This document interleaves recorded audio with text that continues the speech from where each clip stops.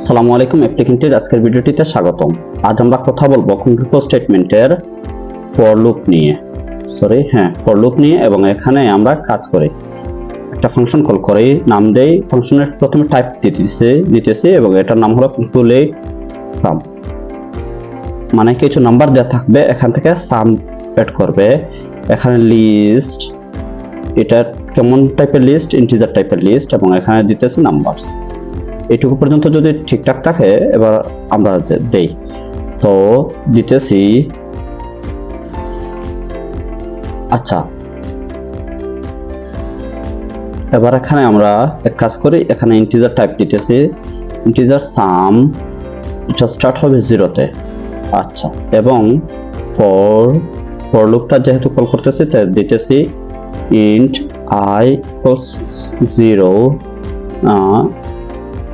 I smaller than numbers dot length, এখানে I plus plus হবে, এবং এখানে এই জায়গা থেকে কি দিতেছে। আচ্ছা, এই জায়গায় আমরা এক কাজ করি, একটা রিটার্ন করবে, রিটার্ন সাম ইকুয়াল সাম প্লাস নাম্বারস। এটার ইন্ডেক্স ধরে ধরে কাজ করুক, তাইলে আই দিতেছে এবং এখানে শেষ করে দিতেছে। ঠিক আছে, এইটুকু পর্যন্ত যদি ঠিকঠাক থাকে তবে আমরা সামনে বাড়াই।